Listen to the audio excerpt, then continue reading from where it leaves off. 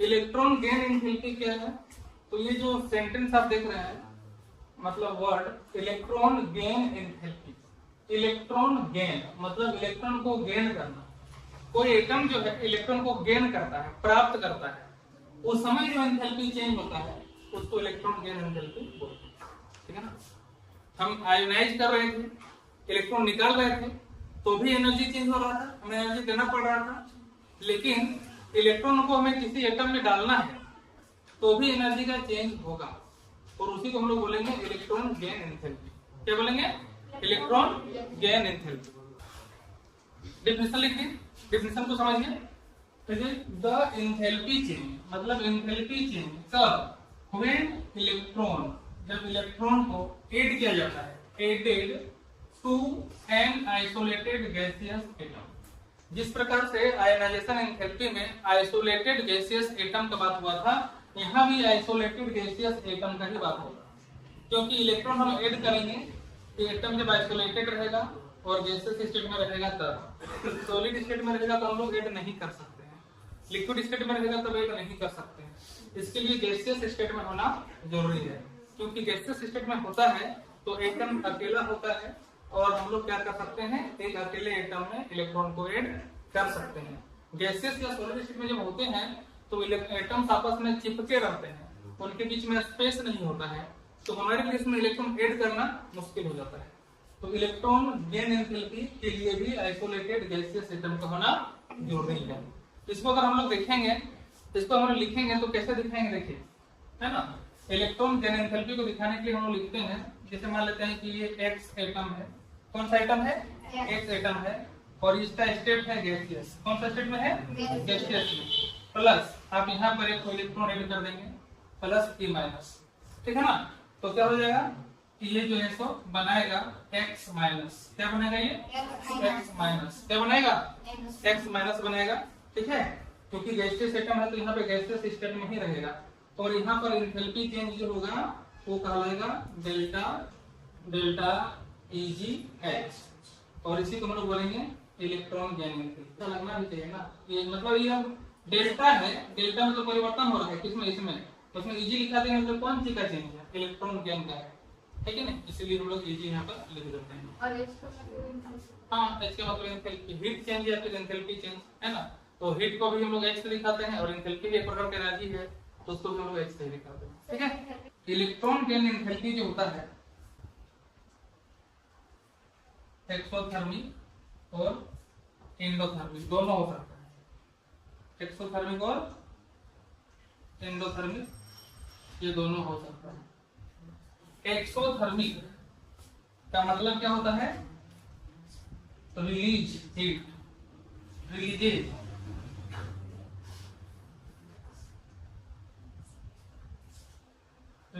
Heat. Exothermic का meaning हो गया ये हीट निकालता है, और एंडोथर्मिक का मतलब हो गया रिक्वायर्स हीट। ठीक है? ये मीनिंग हम लिख लेंगे, बोलो कलर। ध्यान दीजिएगा, इलेक्ट्रॉन गेन एंथैल्पी जो होता है वो एक्सोथर्मिक भी हो सकता है और एंडोथर्मिक भी हो सकता है। एक्सोथर्मिक का मतलब होता है कि वो हीट रिलीज करता है, रिलीजेज हीट को रिलीज करता है। एक्सो मतलब बाहर निकालना, वो हीट बाहर निकालेगा। एंडोथर्मिक मतलब रिक्वायर्स हीट, हमें हीट देने का जरूरत पड़ेगा।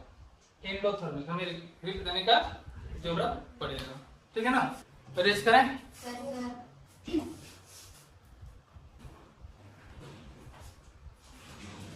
Types of electron gain enthalpy.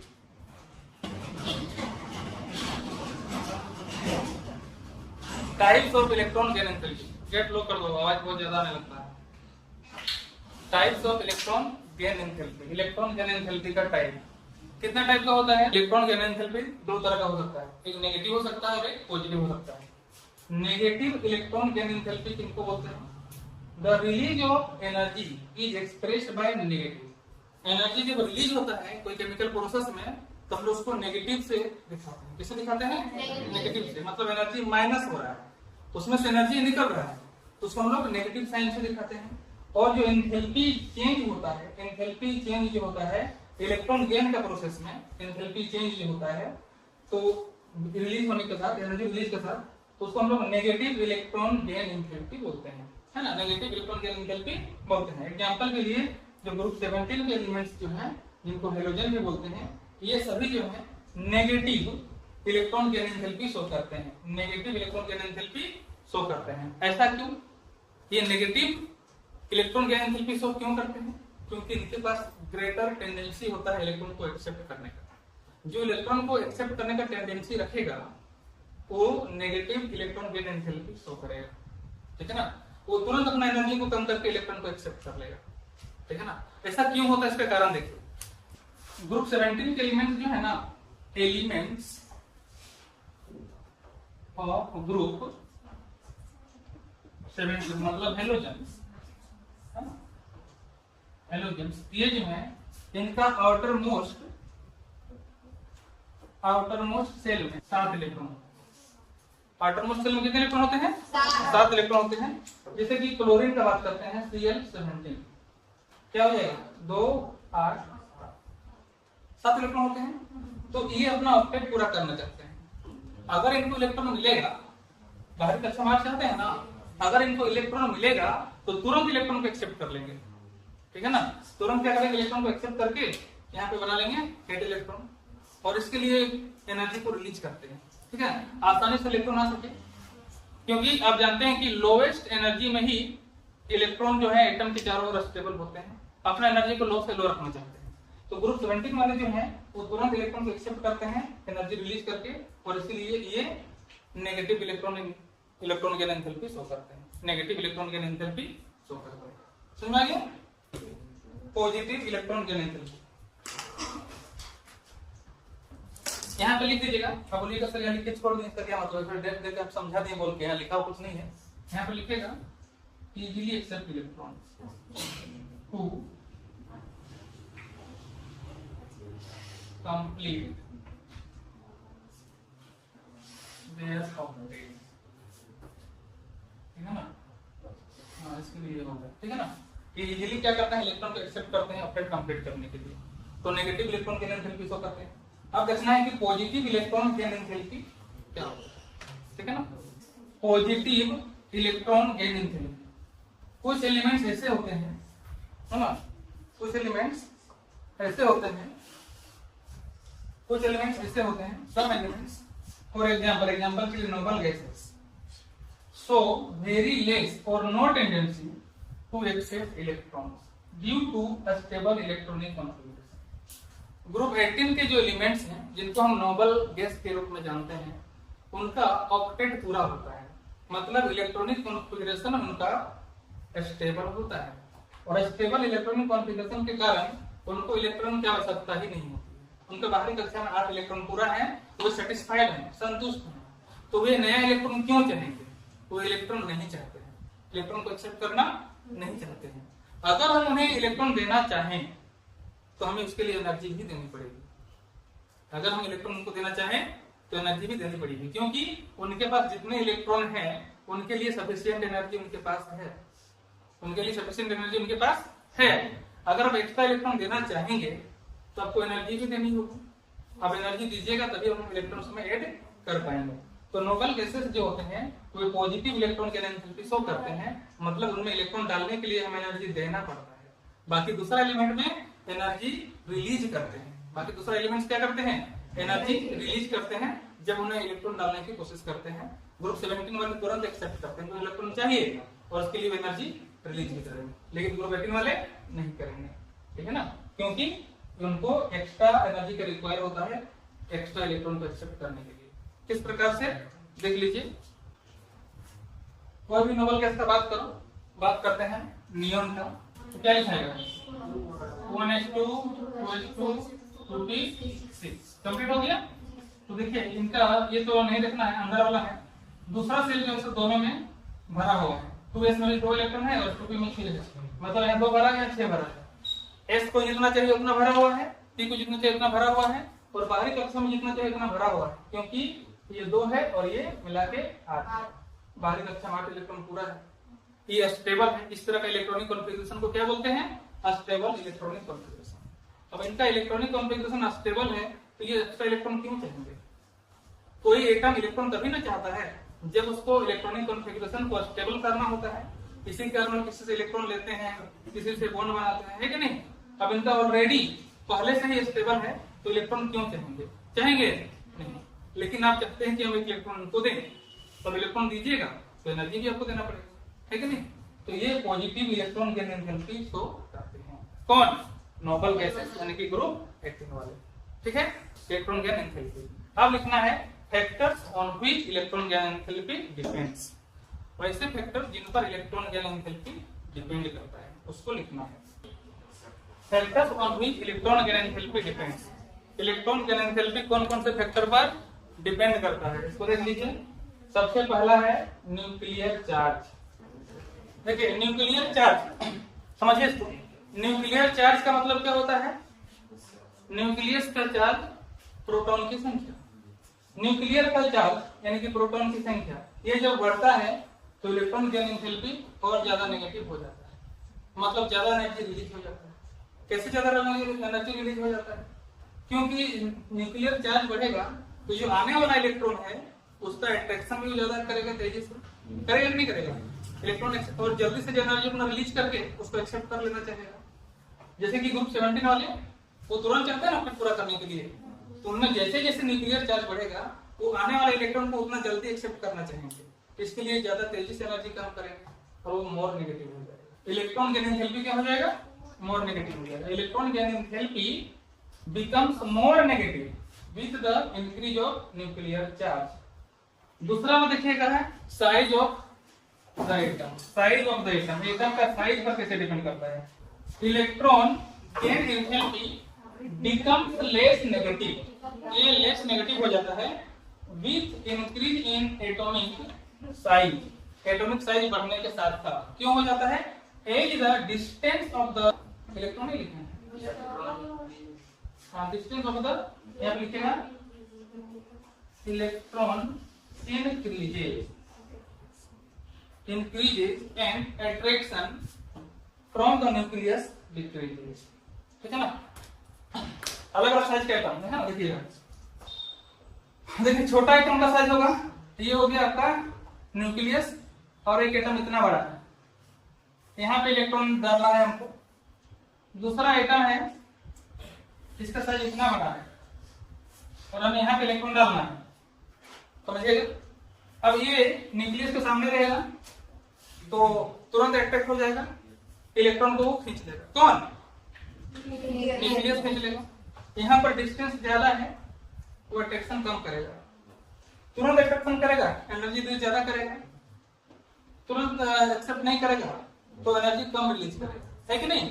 Electrons को लेना ही नहीं है, मतलब लेना है लेकिन बहुत कम फोर्स से लेना है, तो एनर्जी भी कम रिलीज करेगा, है कि नहीं? इसलिए क्या हो जाता है? इलेक्ट्रॉन गेन एंथैल्पी जो है वो लेस नेगेटिव हो जाता है, लेस नेगेटिव हो जाता है with increase in atomic size. जैसे जैसे एटॉमिक साइज बढ़ता है वो क्या हो जाता है? कम हो जाता है ना? इलेक्ट्रॉन गेन एंथैल्पी क्या हो जाता है? लेस नेगेटिव हो जाता है। जितना बड़ा करेंगे, अगर और बड़ा कर दें तो क्या हो जाएगा? डिस्टेंस और भी ज्यादा बढ़ जाएगा, बढ़ेगा कि नहीं बढ़ेगा? अब ये जो इसका जो अट्रैक्शन फोर्स है वो भी कम हो जाएगा। तो डिस्टेंस बढ़ने के साथ ही क्या होता है? इलेक्ट्रॉन को एक्सेप्ट करने की टेंडेंसी भी कम हो जाती है। डिस्टेंस बढ़ने के साथ इलेक्ट्रॉन को गेन करने की टेंडेंसी कम हो जाती है, इसलिए electron gain enthalpy less negative हो जाता है। कोई डाउट है? अगला फैक्टर है इलेक्ट्रॉनिक कॉन्फ़िगरेशन। इलेक्ट्रॉनिक कॉन्फ़िगरेशन बात मत कीजिएगा, ध्यान दीजिएगा। देखिए the elements with a stable electronic configuration, वैसे एलिमेंट्स जिनका इलेक्ट्रॉनिक कॉन्फ़िगरेशन स्टेबल हो। इसका मतलब क्या है? या तो सबसे आधा भरा हो या तो सबसे पूरा भरा हो। हाफ फिल्ड या फिर कंप्लीटली फिल्ड जो होता है उसको हम लोग स्टेबल बोलते हैं, stable electronic configuration. So very less tendency to accept electron, ये इलेक्ट्रॉन को एक्सेप्ट करने की टेंडेंसी बिल्कुल कम शो करता है, इलेक्ट्रॉन को जल्दी एक्सेप्ट नहीं करना चाहते हैं, ठीक है? और इलेक्ट्रॉन गेन एंथैल्पी जो है वो लेस नेगेटिव हो जाता है, मतलब इलेक्ट्रॉन गेन एंथैल्पी कम हो जाता है, ये बहुत ही कम एनर्जी रिलीज करते हैं, ठीक है? ऐसा क्यों? स्टेबल इलेक्ट्रॉनिक कॉन्फ़िगरेशन होने का मतलब क्या है? कि उनको इलेक्ट्रॉन की आवश्यकता नहीं, ठीक है। जैसे नोबल गैस में कंप्लीटली फिल्ड है, उसको इलेक्ट्रॉन की आवश्यकता नहीं है। उसी प्रकार से हाफ फील्ड में इलेक्ट्रॉन की आवश्यकता होती है, लेकिन वो स्टेबल माने जाते हैं। जो भी हाफ फील्ड होता है ऑर्बिटल सबसे हाफ फील्ड सबसे successive electron gain enthalpy. Successive का मतलब होता है एक के बाद एक। जिस प्रकार से आयोनाइजेशन एंथैल्पी में एक के बाद एक था ना, IE1, IE2, IE3 था, उसी प्रकार से इसमें भी है। Electron gain enthalpy 1, electron gain enthalpy 2, electron gain enthalpy 3, इस प्रकार से चलेगा। तो हम समझना है कि किस प्रकार से होता है इलेक्ट्रॉन गेन एंथैल्पी, किस प्रकार से होता है फर्स्ट वाला, किस प्रकार से सेकंड वाला होता है। तो ध्यान दीजिएगा, फर्स्ट इलेक्ट्रॉन गेन एंथैल्पी, इसमें क्या हो जाएगा, एडिशन ऑफ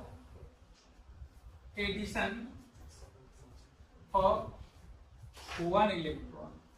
देखिए यहां समझिए, first electron gain enthalpy, addition of 1 electron, एक इलेक्ट्रॉन को जोड़ना, ठीक है ना। एक जोड़ेंगे तो कहलाएगा, जो एंथैल्पी चेंज आएगा क्या कहलाएगा, फर्स्ट इलेक्ट्रॉन गेन एंथैल्पी, ठीक है ना।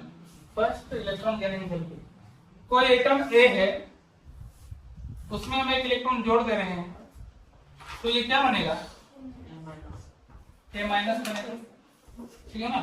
स्टेट रहेगा, गैसियस स्टेट बनेगा, कितना बनेगा।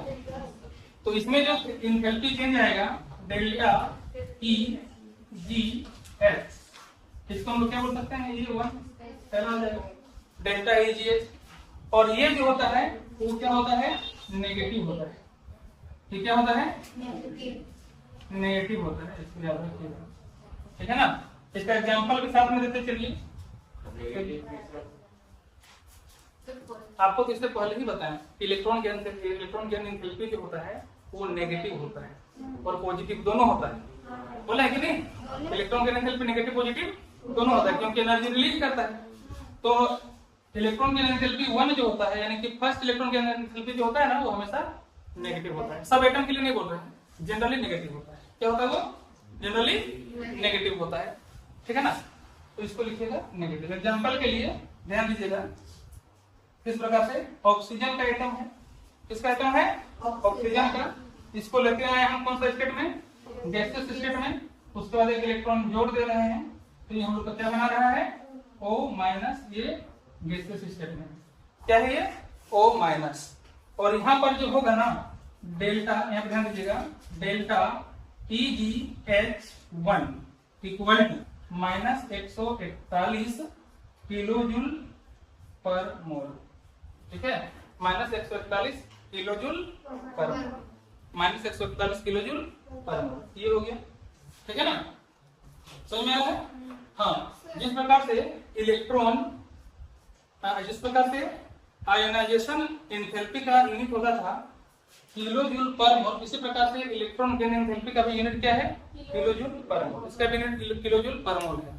तो ऑक्सीजन में जब हम एक इलेक्ट्रॉन ऐड करते हैं तो एनर्जी चेंज जो आता है -141 किलोजूल पर मोल, यानी कि -141 किलोजूल पर मोल एनर्जी रिलीज होता है ना।